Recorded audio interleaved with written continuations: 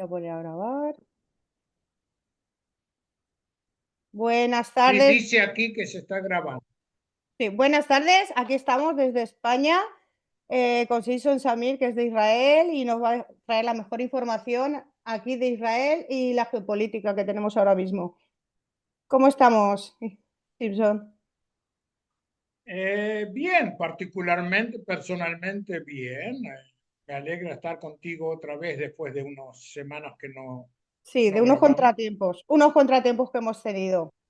Bueno, aquí estamos Y, otra vez en el Semanal de Israel, empezando otra vez una nueva etapa. Eh, Te voy a preguntar una cosa de lo que está pasando. ¿Qué piensas tú del acuerdo de Donald Trump con Bibi Netanyahu, que ha ido a Estados Unidos y han tenido su reunión? ¿Qué piensas no, de esa revolución que ha dicho Donald Trump, ¿no?, que va a hacer en Gaza? ¿Qué piensas? bueno, el tema es prolongado, pero bueno, trataré de decirlo en forma concisa hasta la medida de lo posible.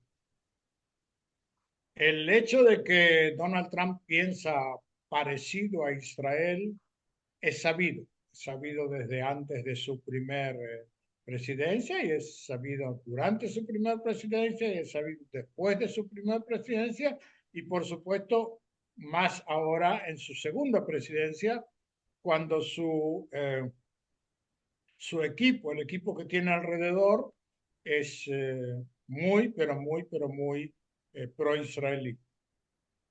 Es decir, él elige a la gente que piensa que representa sus ideas y si ellos realmente representan sus ideas, entonces sus ideas son muy pro-israelí. Eso es. Dos, la gente a lo mejor no recuerda, pero de una u otra forma, después de lo que sucedió el 7 de octubre del 23, la voz pública en Israel decía de que había que echar a los palestinos de Gaza. Decía que había que echar a los palestinos de Gaza porque ellos nos habían hecho no quiero utilizar la palabra genocidio, pero nos habían hecho Sí, sí, sí. un acto terrible.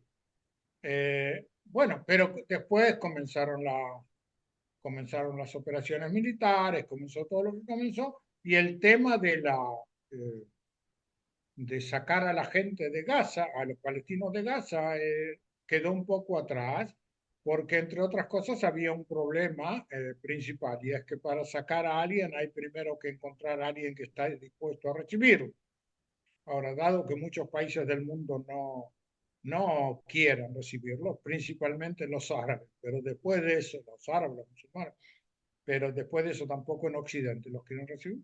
Entonces el asunto queda un poco de costado, pero no es lo mismo cuando Netanyahu dice de sacar a los palestinos de Gaza que cuando Trump dice de sacar a los palestinos de Gaza. Trump tiene una fuerza muy grande. No sé hasta qué punto va a conseguir lo que él se propone, pero me está claro de que una persona como él, con el carácter de él y y en sus primeras semanas de gobierno no hubiera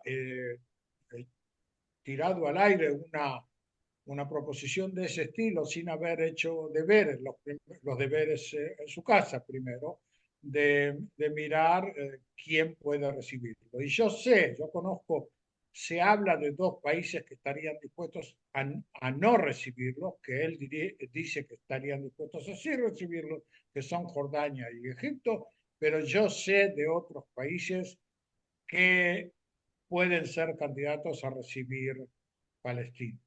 Otro tema que en Occidente no lo dice, pero antes del 7, del 10, del 23, los palestinos se iban de Gaza, ¿no?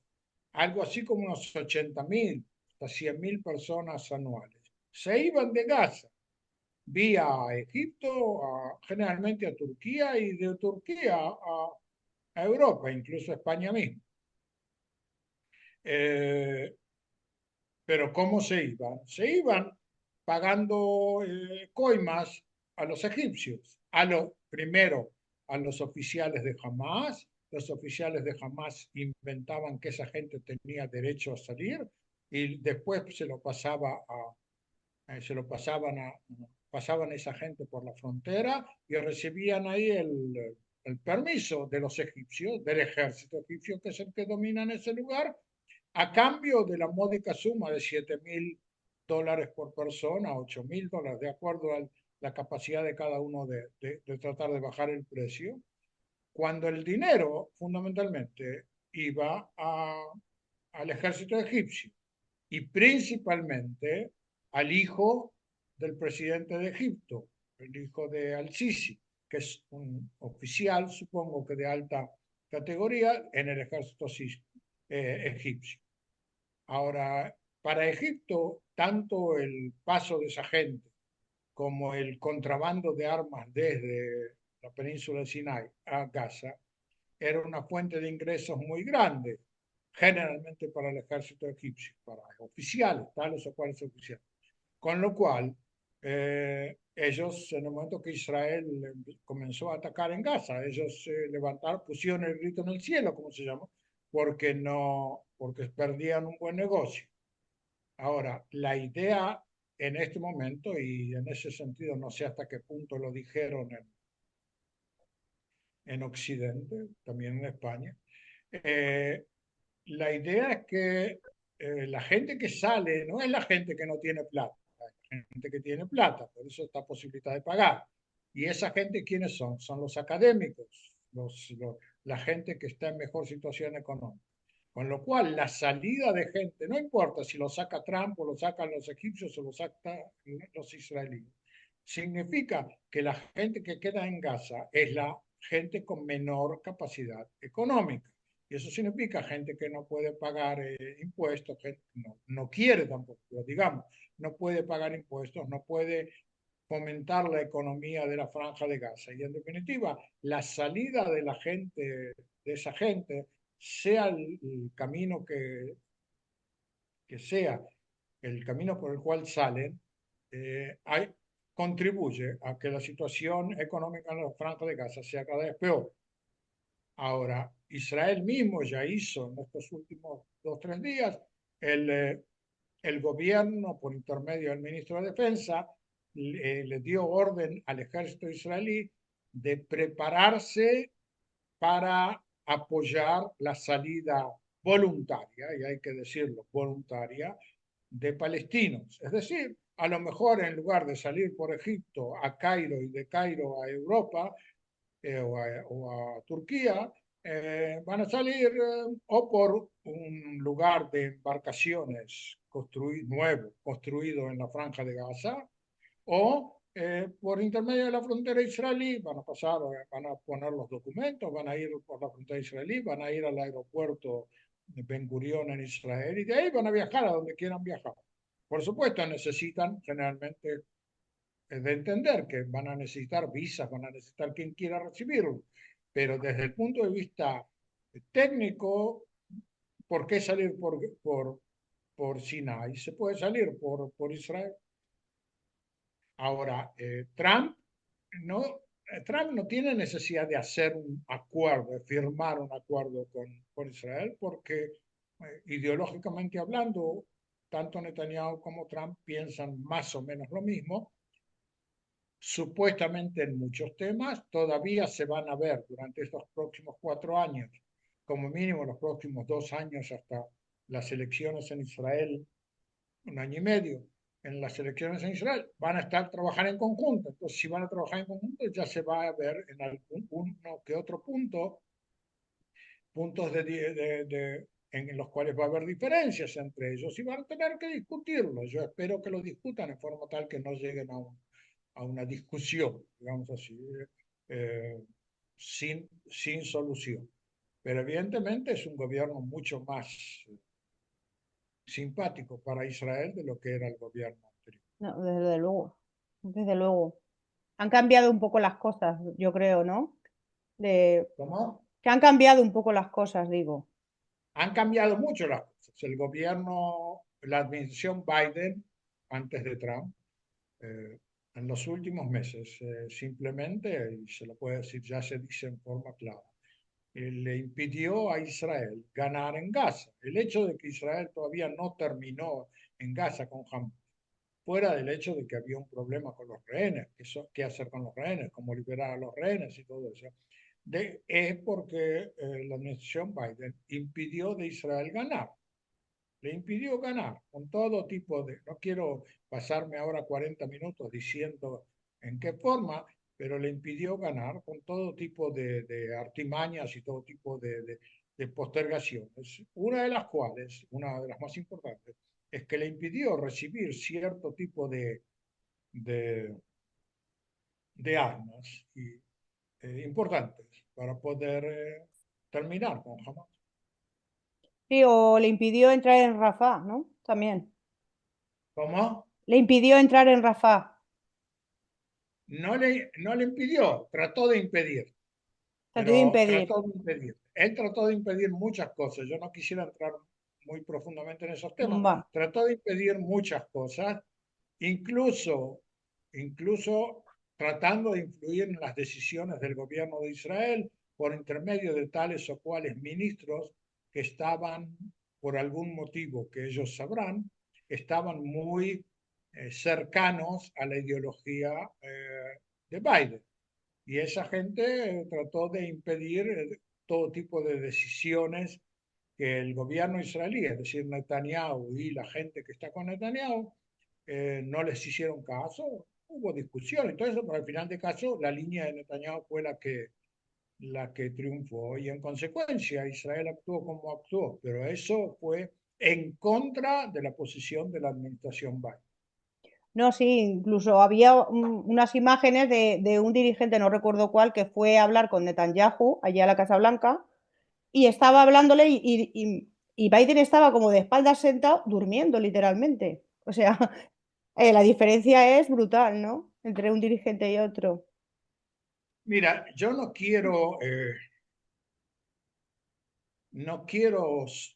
hebreo se dice sospechar de gente honesta, pero todavía va a haber que investigar en algún momento cuál es el papel de los Estados Unidos en los acontecimientos del 7 de octubre del 2023. Es decir, jamás supuestamente, y digo supuestamente y tres veces voy a decir supuestamente, sorprendió a Israel. La pregunta es, ¿cómo es que los satélites de los Estados Unidos, la CIA de los Estados Unidos, no sabían qué era lo que estaba por ocurrir? Es decir, es muy difícil de sospechar, de entender cómo no sabían lo que iba a ocurrir. Y lo segundo, si hubo gente, y ese es el tema más importante, si hubo gente dentro de Israel, oficiales oficiales, por supuesto, Ujú. que de alguna u otra forma sabían qué era lo que estaba por ocurrir y no actuaron como debían hacer en defensa de Israel. Eso, por supuesto, de comprobarse algo así es un caso de traición, y traición tiene su pena. Así que no sé, pero todavía está en camino el tema, pero todavía no llegó el momento de las investigaciones eh, a profundidad. Sí, porque el 7 de octubre debemos recordar, ¿no? Que entraron 30.000 milicianos, ¿no? Cualquiera, es que ¿Cómo? 30.000, según tengo yo dicho, 30.000 milicianos en Israel entraron, ¿no? Sí, pero hubo muchos, no todos eran milicianos, parte fue un populacho, es como en una cancha de fútbol cuando se cae el alambrado y entra todo tipo de Bueno, sí. espectadores, entran de pronto a la cancha, pero, pero hubo unos varios miles de, de milicianos, de terroristas, preparados para hacerlo. El asunto es que no se consigue organizar a varios miles sin que haya comunicación interna. Y supuestamente tanto la CIA de los Estados Unidos como supuestamente los servicios de inteligencia de Israel debían haber de una u otra forma captado lo que estaba por ocurrir. Sí, eso debe de Pero investigarse. ese, Ujú. ¿cómo? Que debe de investigarse, sigue, sigue.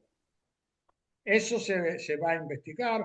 Por ahora hay varios pasos en el camino. Uno de los últimos pasos en el camino que hubo, y no es el último, te anticipo que no es el último, es la renuncia del comandante en jefe del ejército.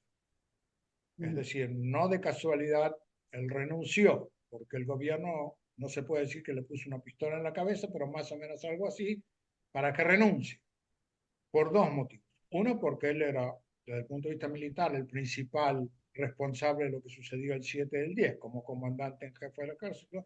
Y en segundo término, porque después del 7 del 10 durante las operaciones militares, hizo toda una serie de actividades, o digámoslo así en forma delicada, interpretó las decisiones del gobierno en forma tal que dificultó la destrucción de Hamas.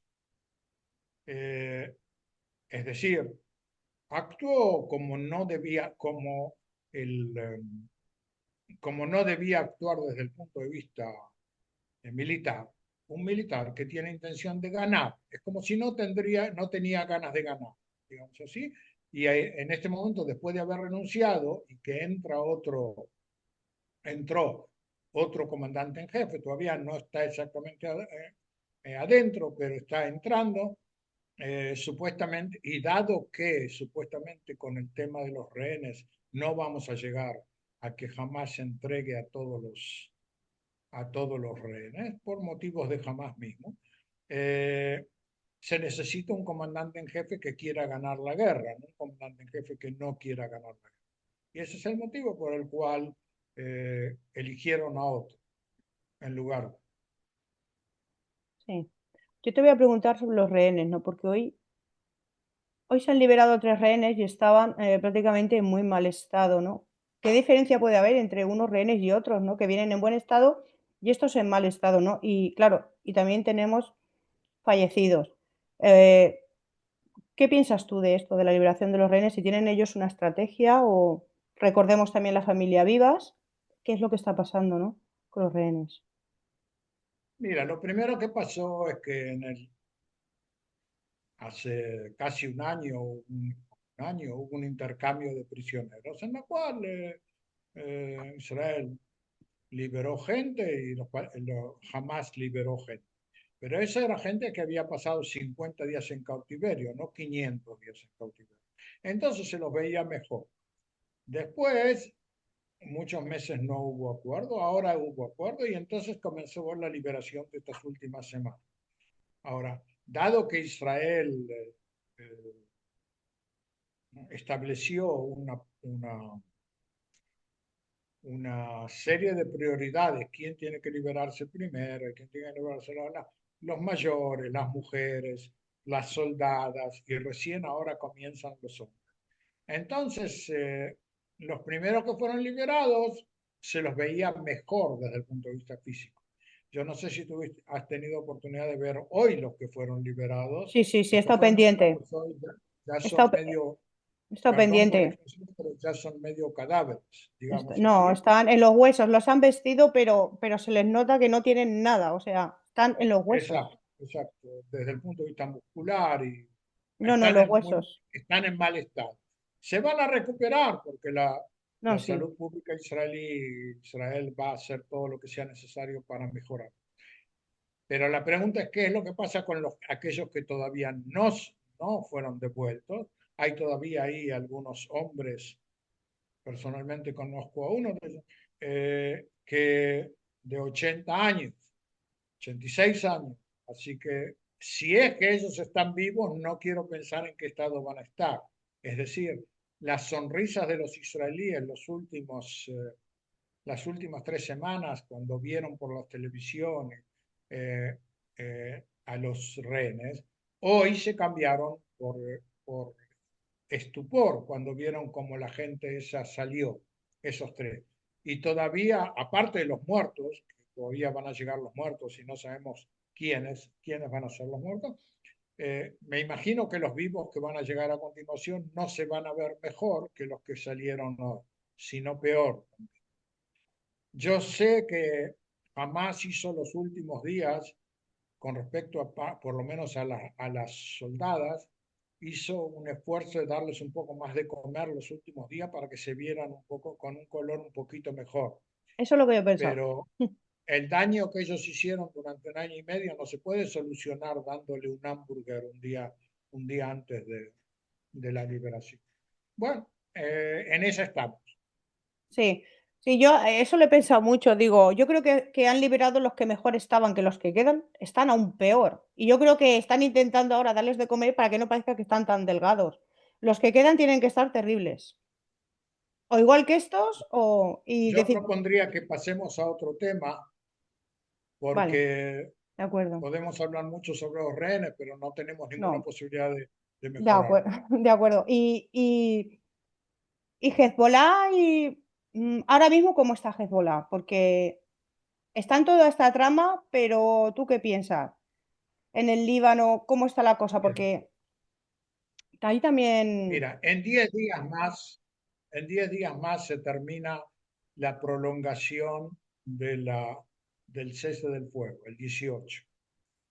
Pero el ejército del Líbano no se despliega como se tiene que desplegar. No se despliega como se tiene que desplegar por varios motivos. Una, a lo mejor porque no tiene ganas de desplegarse como se tiene que desplegar, porque parte considerable de los oficiales del ejército del Líbano son chiitas, que son gente de Hezbollah, ideológicamente de Hezbollah. Segundo, ellos no quieren perjudicar a Hezbollah. Y el gobierno mismo, el comandante en jefe del ejército, que ahora es el presidente, tampoco quiere llegar a una guerra civil con Hezbollah, con lo que queda de Hezbollah, digamos.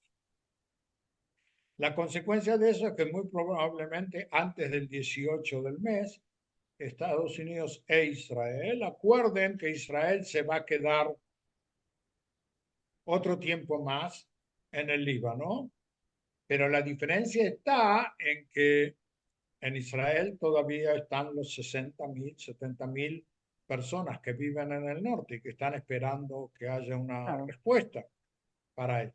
Con lo cual, cada prolongación del cese del fuego eh, aumenta la posibilidad de que a fin de cuentas Israel se quede por lo menos por unos años en, eh, en el sur del Líbano. Ahora, ¿qué distancia se va a quedar la fuerza israelí de la frontera? Depende de consideraciones del ejército. Desde el punto de vista, digamos, de la posibilidad de seguridad máxima de la población israelí, las fuerzas de Israel se tendrían que quedar en su punto más alto, más norteño, algo así como 18 kilómetros de la frontera. 18 kilómetros de la frontera es una distancia grande para, no es Rusia, es Líbano, que es un país chico. Así que 18 kilómetros de la frontera es mucho territorio. Eso desde el punto de vista de la seguridad, para que la gente israelí que vivía en la zona del norte pueda volver con tranquilidad a vivir, a mandar a sus hijos al colegio. Ahora, es posible que haya algún tipo de acuerdo por el cual no se queden 18 kilómetros, sino en algunos lugares más, en otros lugares menos, de acuerdo a la topografía del terreno. En líneas generales, la zona del Líbano es más alta que la zona israelí. En el momento que tú no te quedas cuidando la zona más alta, entonces desde la zona más alta te pueden disparar a ti. Con lo cual puede ser de que, digamos, de que parte del ejército se quede a una distancia de 7, 8 kilómetros de la frontera israelí. ¿Cuántos se van a quedar? Es decir, ¿cuántos soldados se van a quedar? ¿En cuántas posiciones se van a quedar? Eh, es de suponer que ya van a decidir. Yo supongo que si se van a quedar en algo así como 6 o 7 puntos que dominan el terreno, digamos así, desde los cuales se puede ver más lejos, más hacia el norte, cuando alguien se acerca con malas intenciones. Además de eso, está todavía, Hezbollah todavía, también en el norte del Líbano, tiene, tiene armas, tiene cohetes, tiene misiles, tiene, que puede llegar, que no tiene por qué acercarse tanto a la frontera israelí, los puede enviar desde una distancia de 100 kilómetros a Israel.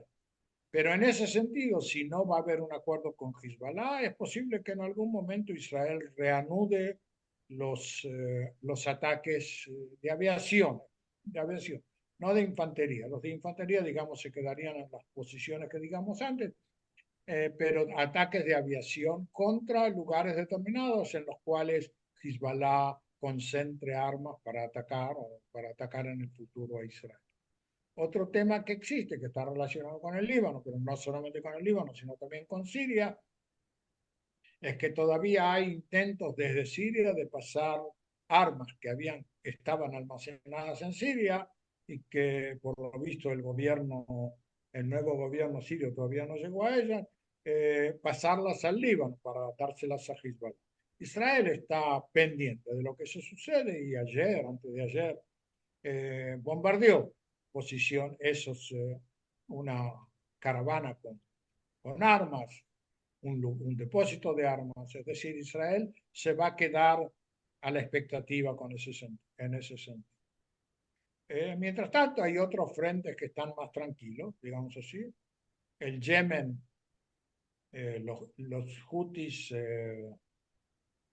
el último tiempo no están disparando contra Israel. Las milicias pro-iraníes en Irak tampoco están disparando contra Israel. El ejército sirio está completamente destrozado después de lo que Israel le hizo. Y aparte, el ejército sirio en este momento no declara ningún tipo de hostilidad, digamos así, contra Israel.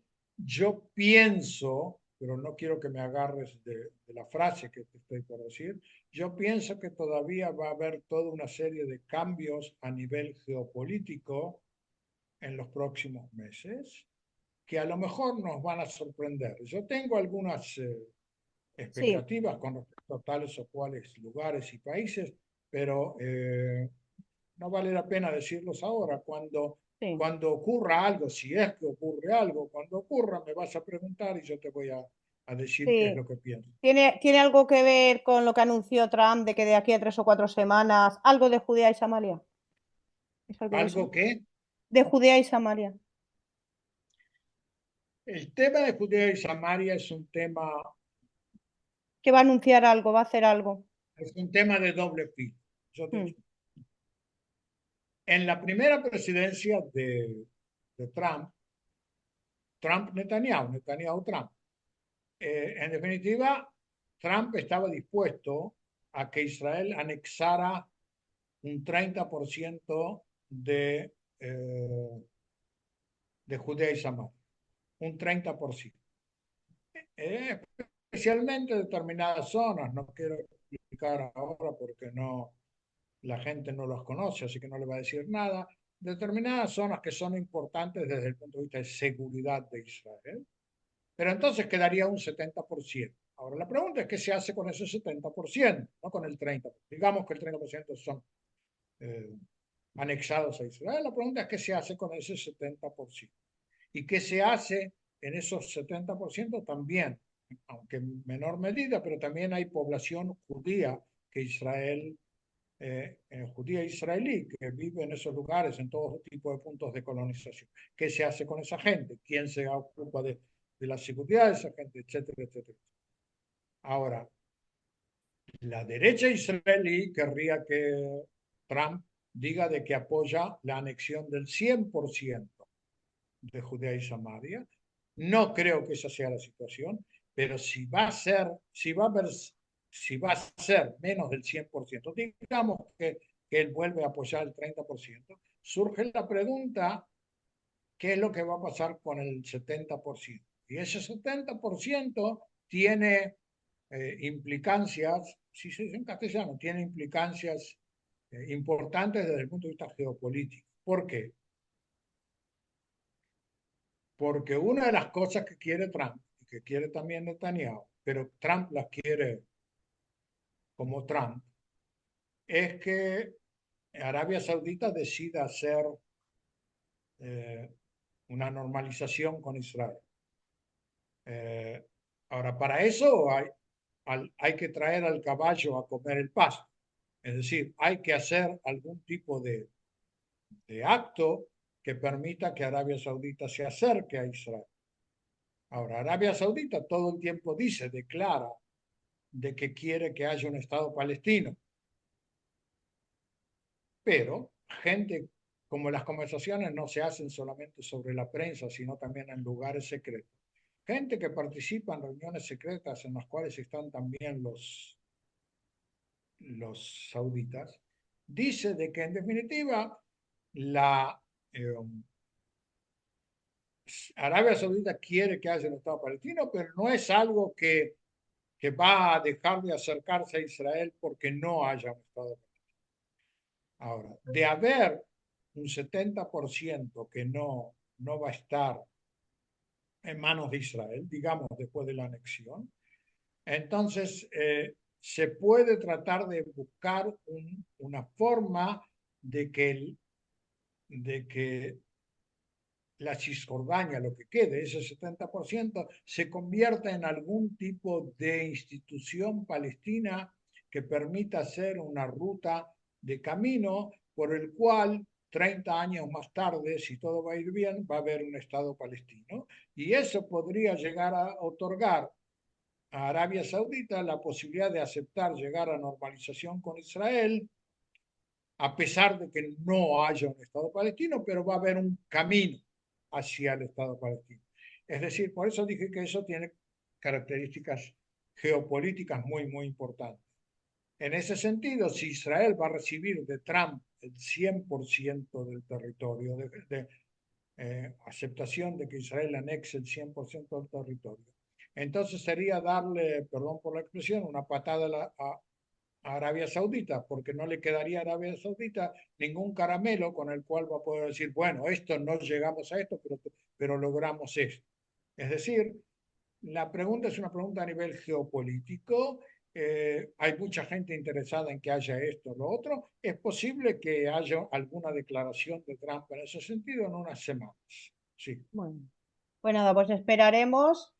Vamos a dar ya por concluida la sesión.